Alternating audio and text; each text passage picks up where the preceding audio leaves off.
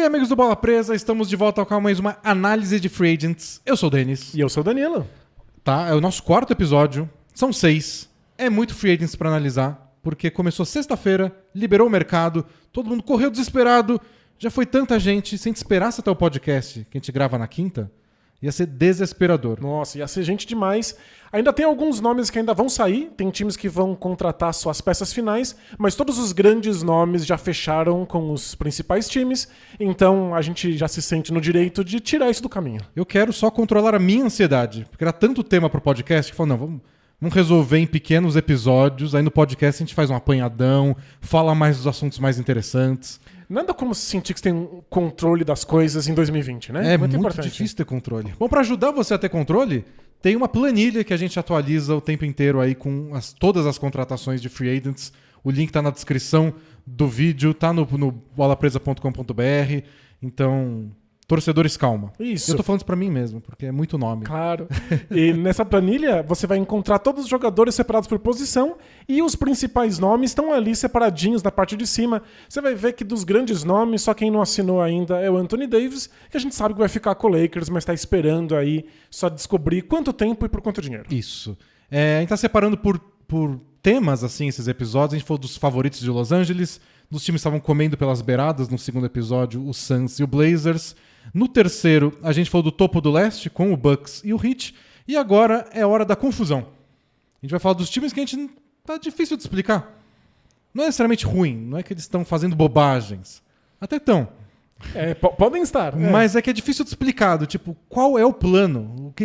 O que vocês ambicionam com isso? Não sei. Isso. Tem alguns times que são famosos por ano após ano não fazer nada que faça sentido. Então a gente não consegue reconhecer planos no Knicks, no Kings, no Magic, que a gente brinca que é governado por um gorila que faz coisas aleatórias. O gorila do Magic. Que não confundam com o gorila mascote do Suns. Não. Ele é só um mascote. Mascote não é pra fazer sentido. Inclusive, mascotes são inteligentes. Né? O gorila que comanda o Magic não é. Mas não necessariamente são times que estão fazendo burradas ano após ano. Aqui nós temos times que a gente ainda não consegue reconhecer muito bem qual é o plano dessas equipes. Vamos começar então com o Charlotte Hornets, porque é o time que comprou esse direito. Eles pagaram o free agent mais caro da off-season até agora. Quer dizer, o Brandon Ingram vai assinar agora a sua extensão com o Pelicans, deve ser mais. O Anthony Davis também mais com o Lakers. Mas da galera ralé, que a gente não sabia para onde ia, Gordon Hayward, 120 milhões por 5 temporadas. Caríssimo. E é o maior contrato de jogador que mudou de time nessa off-season. Sem dúvida. Então a gente precisa considerar. Esse tipo de dinheiro costuma fazer a gravidade da NBA alterar. São times que mudam de patamar quando contratam esse tipo de estrela. E aí a gente se pergunta, é o caso do Hornets? Então, esquisito que é o time que está mais gastando dinheiro num contrato só. Contrato longo, 4 temporadas. E talvez nem vá para os playoffs. Exato, talvez eles não consigam chegar na pós-temporada mesmo. Então é uma contratação meio esquisita. Por que o Hornets está gastando tanto dinheiro no Gordon Hayward, que não vem de uma passagem tão boa no Boston Celtics. Não é tão ruim quanto alguns pintam, mas também não é nada que fizesse a gente imaginar esse valor todo. Pois é, acho que vale a pena a gente fazer uma retrospectiva do Gordon Hayward, porque ele era uma estrela no Jazz. Mas muita gente se questionava se ele seria realmente capaz de ser a estrela de um time. Se era possível a estrela de um time que briga por algo muito grande. Claro. Porque no Jazz ele era a estrela, o time era bom, de segunda rodada de playoff até ele chegou a disputar. Isso, mas será que ele é o jogador que carrega um time que pode realmente brigar por um título?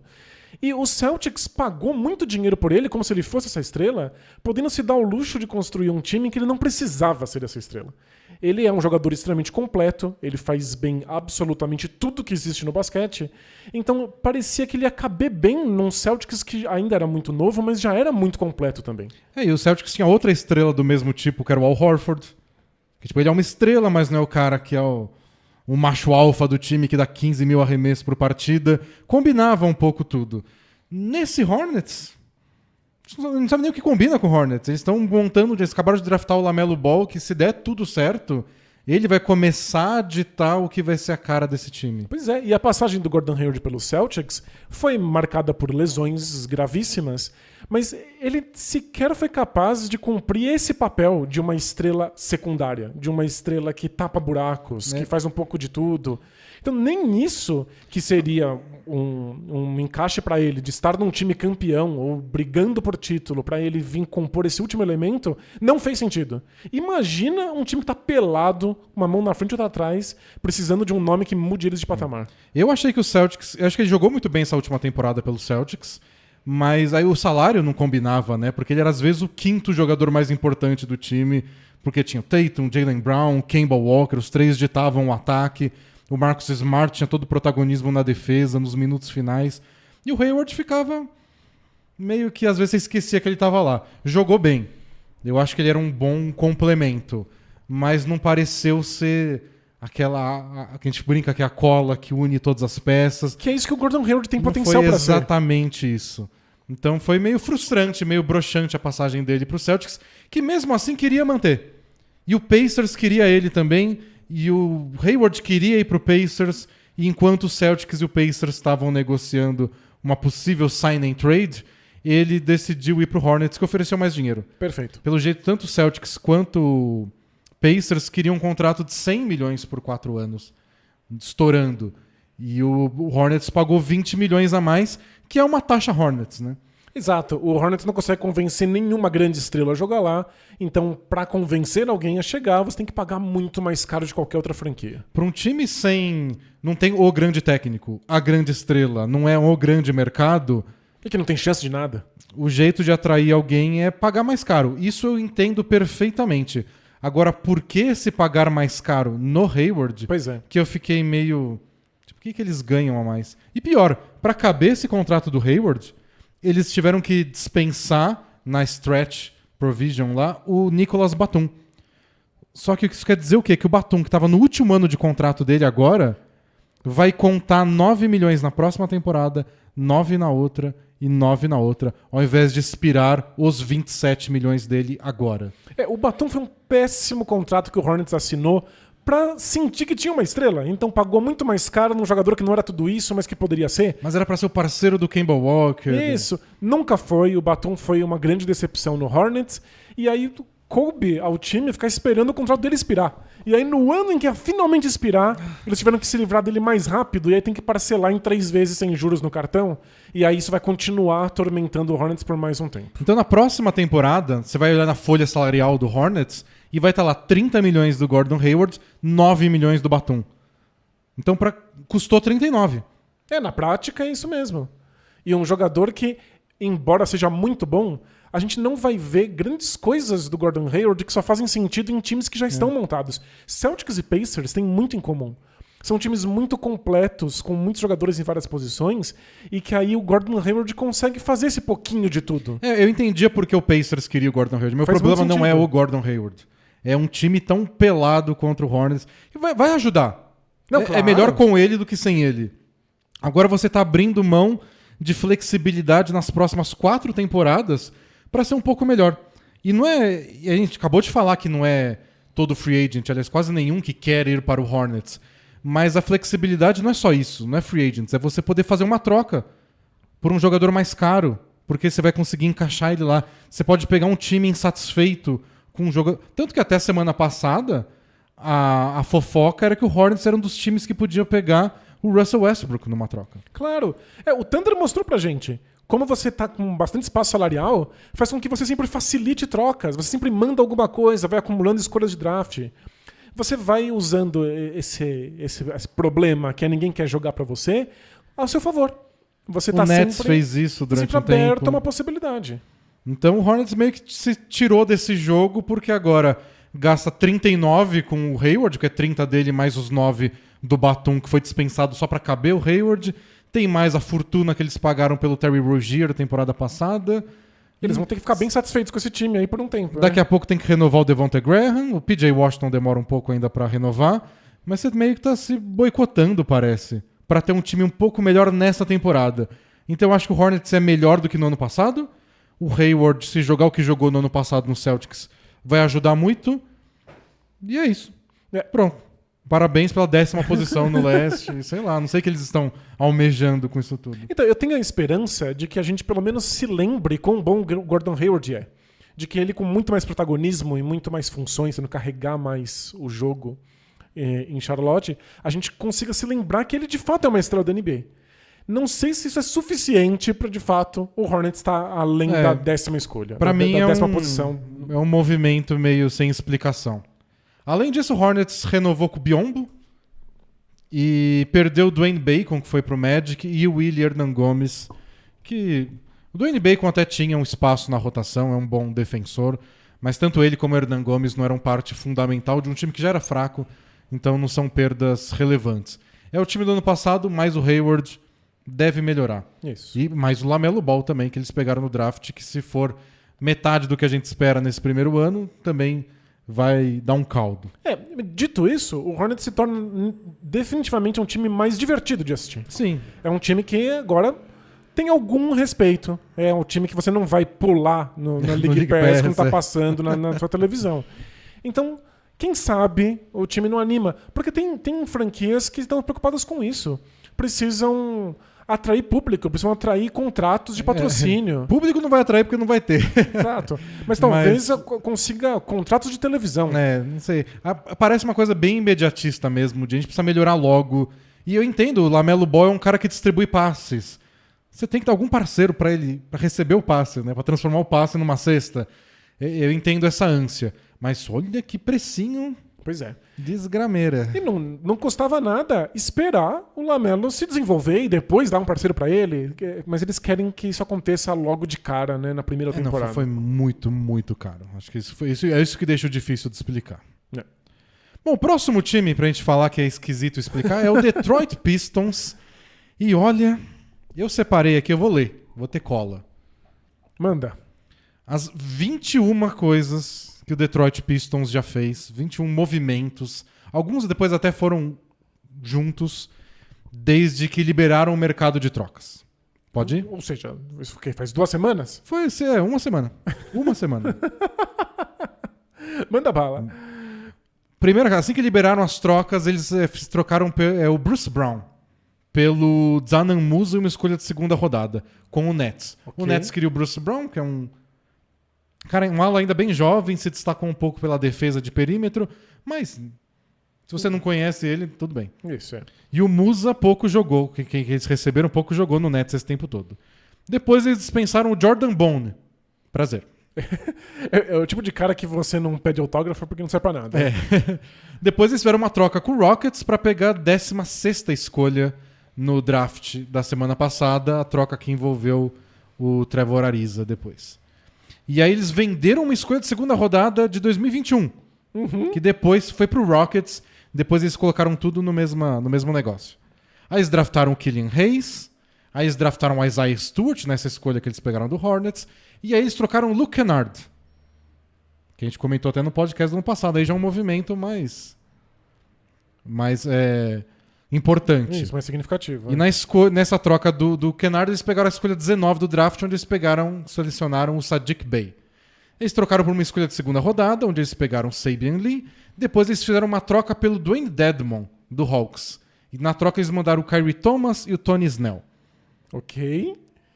Aí eles dispensaram o Tom Maker, em vez de dar uma extensão de contrato para ele. E aí começou a Free Agency, onde eles pegaram logo de cara, nas primeiras horas, Mason Plumlee e Jahlil Okafor. Ou seja, 2 dos pivôs menos cobiçados de todo o mercado. Né? Depois eles assinaram com o Josh Jackson, que desde que foi escolha top 5 no draft nunca deu em nada. E aí fizeram o grande movimento deles, que era pegar o Jeremy Grant. Que também é um desses jogadores que compõe elenco, não transforma a realidade de ninguém. Mas vai ganhar 20 milhões por ano. Parabéns aos envolvidos. E aí depois eles perderam o Christian Wood pro Rockets, mas fizeram um sign and trade. Aí eles juntaram tudo num negócio só. A troca do Ariza, a troca da 16ª escolha, a troca da segunda rodada, o Christian Wood, eles amarraram tudo num pacote e virou um negócio só. Que lindo. E depois eles fizeram uma troca pelo Delon Wright e aí uma troca pelo Zaire Smith dos Sixers, mandando para eles o Tony Bradley, que tinha vindo numa dessas trocas anteriores. Eles assinaram um contrato com o Anthony Lamb e agora, por fim, dizem que eles vão fazer igual o Hornets fez com o Batum, de dispensar o jogador e dividir o salário em parcelas, com o Dwayne Dedmon, que eles acabaram de pegar do Hawks. Tudo isso para fazer caber o Jeremy Grant o Jahlil Okafor e o Mason Plumlee. Ou seja, Ufa, é uma isso. quantidade surreal de trocas, de contratações, de movimentações, de esforço.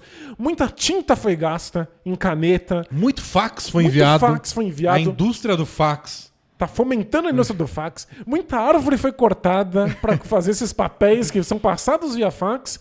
E nenhum nome significativo, nenhum nome de peso. Nada acontece que muda o jeito que o Pistons funciona. Eu tô muito confuso, porque eu vi tudo isso e, tipo, não sei. O que eles estão fazendo, né? Tem uma ambição aí na hora de pegar o Jeremy Grant, porque é um contrato de 60 milhões por 3 anos, e tá com 26 anos de idade, então você quer o auge do Jeremy Grant pra jogar com o Derrick Rose e Blake Griffin?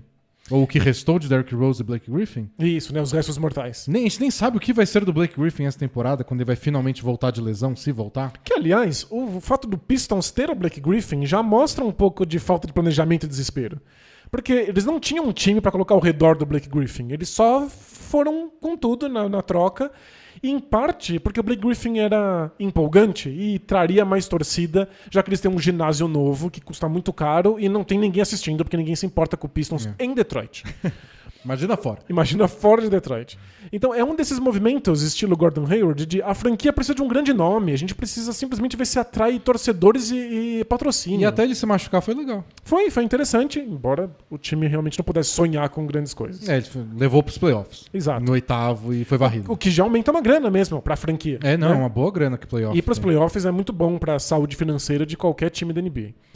Então, parece que o time não tem muito plano pro futuro. É também alguma coisa bem imediatista de vamos atrair, vamos ser um time um pouquinho melhor. Então, mas se você tá sendo imediatista, você pegou 3 caras no top 20 do draft e você não segurou o Christian Wood por um valor que nem foi muito alto que o Rockets fez.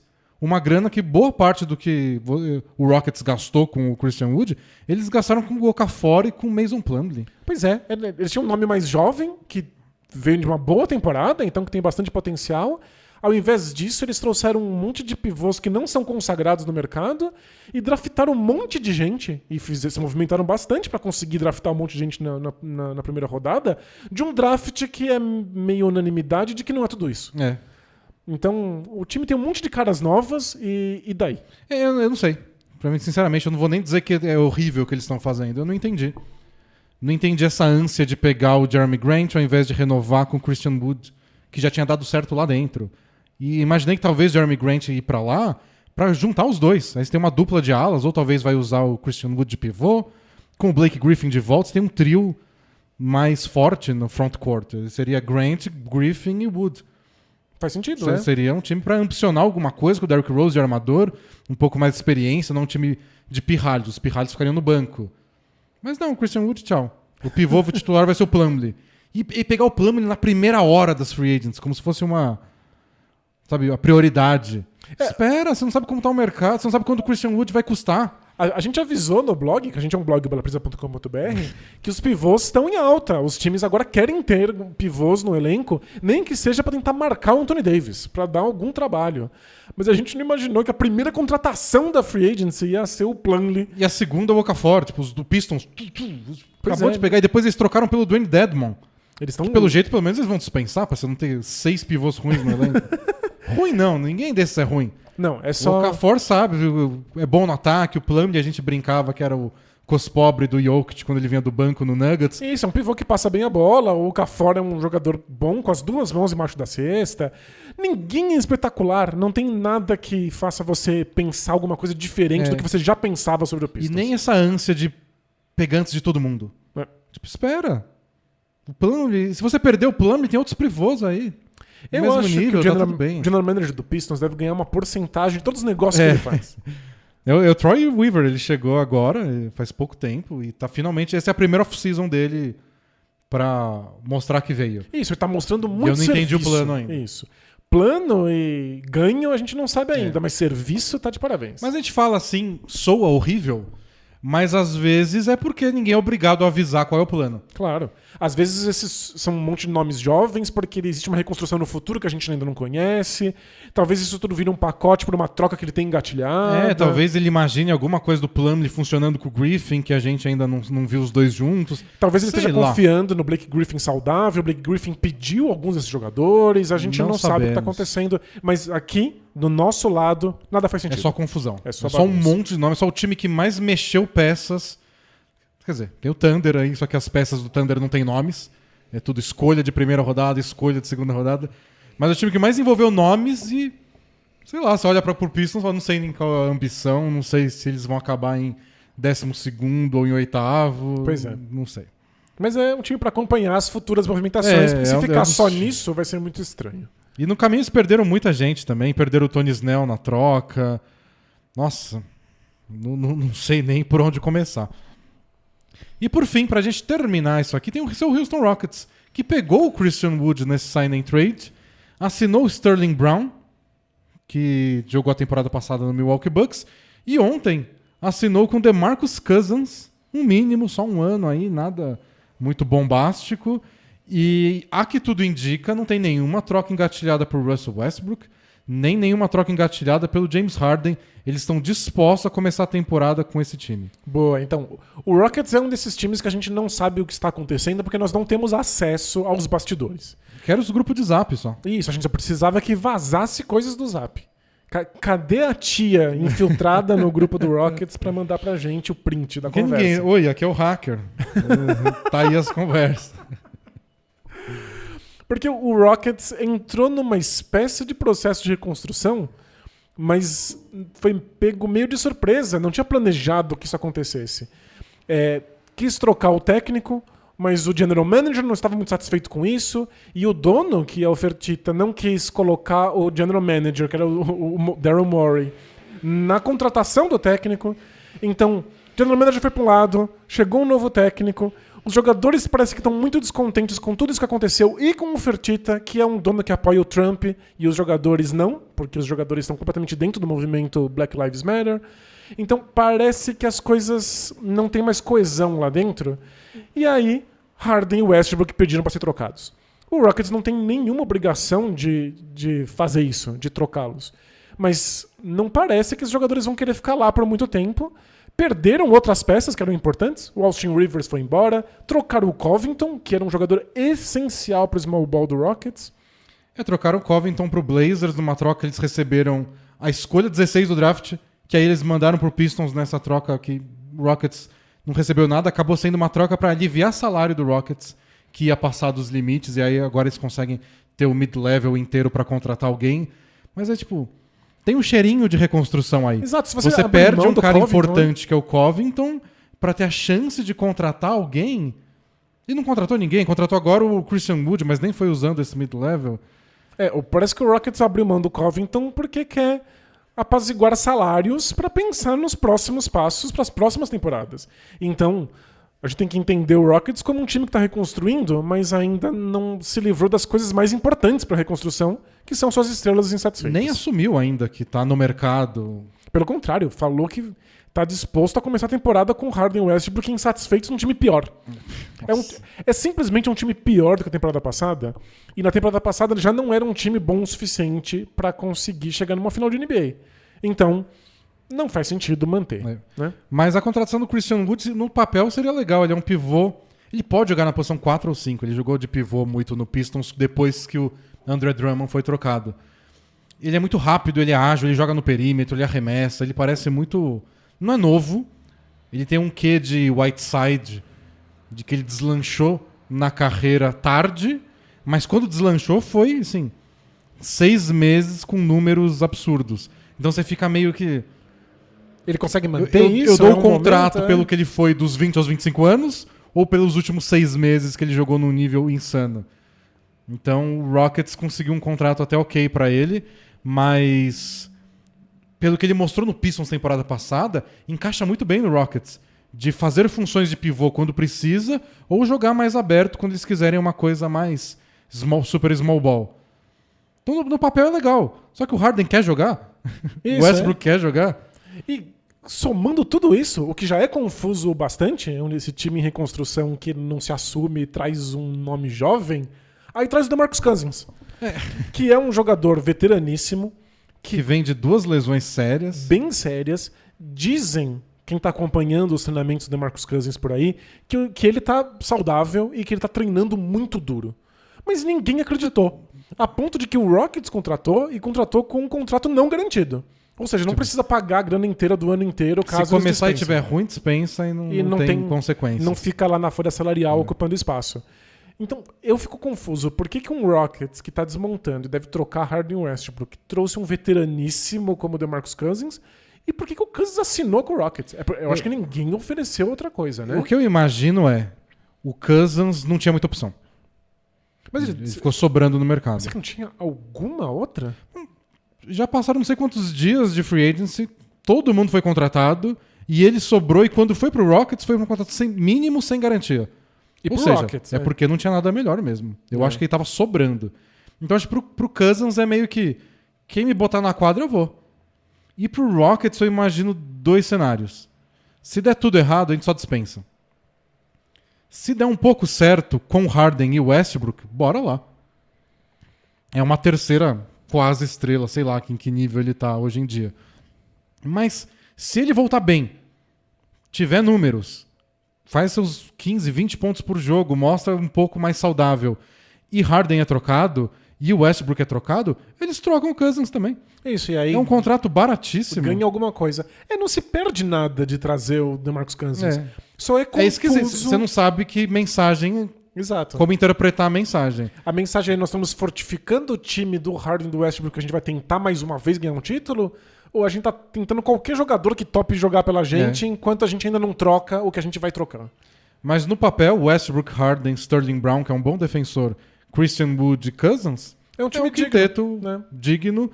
E o Harden já mostrou no passado que ele sozinho, inspirado, focado, leva qualquer time pro, sei lá, pelo menos top 5, top 6 do Oeste. E o Então Westbrook... se o Rockets conseguir fazer as pazes e todo mundo decidir jogar junto, tem caldo.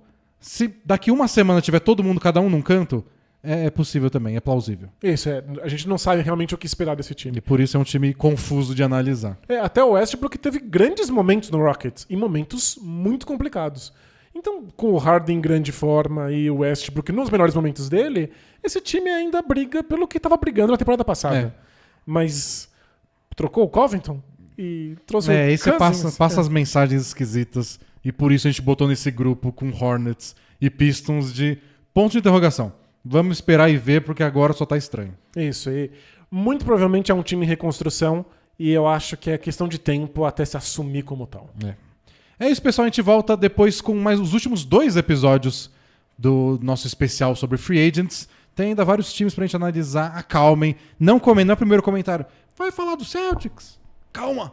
Gente, a gente chega lá. Isso, e se eu decepcionei você não chorando por conta do Rockets, é porque o time ainda não assumiu a hecatombe nuclear. Quando assumir, a gente faz o nosso luto pela equipe. Homem que homem não chora assim. Homem que homem espera a noite e chora sozinho no quarto. Isso, ou com uma câmera na cara na hora certa também, pode ser.